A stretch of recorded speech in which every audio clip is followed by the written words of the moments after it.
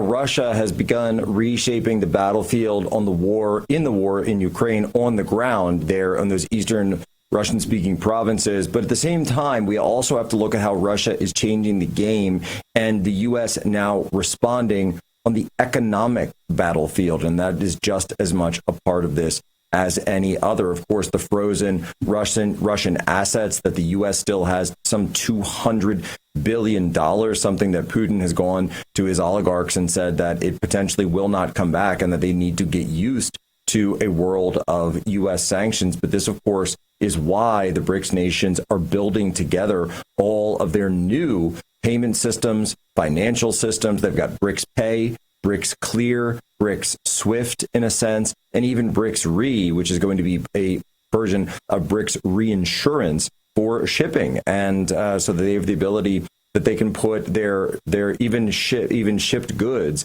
So between China and all of the other BRICS nations, they can have them on this. And of course, they announced a huge swath of countries now, this global south, that's what BRICS really is, joining the BRICS nations. So even though you have the five original, you still have a list more. Vietnam, very interestingly, being on that list as well, because Vietnam is a country that China has been using economically as a transshipment port to try to skirt around the tariffs with the United States. So China sends their goods to Vietnam, or they sell them to a Vietnamese shell company. The Vietnamese shell company then sends them to the United States to say, oh, look, there's no tariffs because they're coming from Vietnam. They come through that Vietnam trade deal with the U.S. This, of course, is what Secretary Bessent was working with Vietnam to try to close down this back door. But China knows exactly what they're doing. President Trump then comes out, and what does he do? He's put pressure on two of the weakest links that he could find of BRICS already. The weakest link, as everyone knows, South Africa.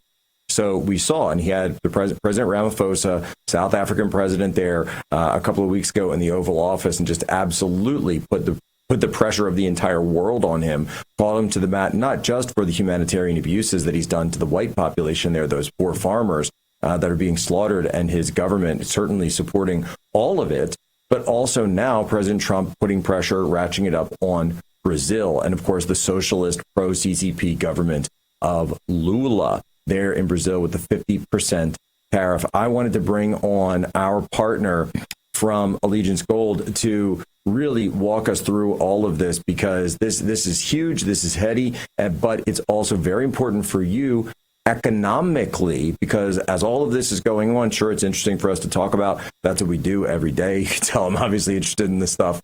That goes without saying. But you also have to think of your family's interest and make sure that your family or your company are able to weather these storms that are now coming. So I wanted to bring on Alex Abkarian. He is the co-founder and COO of Allegiance Gold. Alex, how are you? I'm well, thanks, Jack. How are you?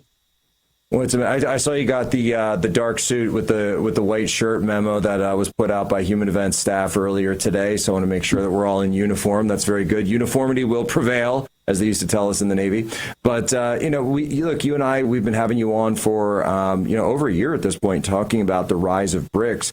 And here we are, the United States slapping these tariffs down on Brazil. That's really what this is all about. People want to think of this as a one-on-one thing, but I really do think that people need to start reading President Trump's moves in that light. But, let me pass it to you. Do you read this as a response to BRICS, and what's your assessment of the current situation? Oh, absolutely.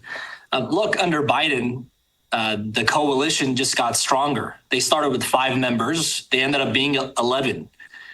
They control roughly about 40% of the world's GDP. Population-wise, they became more than 50%. And not only that, they control key minerals. If you look at how much precious metals, from oil to various amount of commodities that this coalition controls. And the spirit of this coalition, as President Trump pointed out, is to weaken and attack the dollar. Now, the unity not only benefits each individual country, but it also benefits the group as a whole. So what is President Trump doing? Number one, he's acknowledging that there is a threat specifically against the dollar. And instead of us putting policies to strengthen that, we need to be able to divide.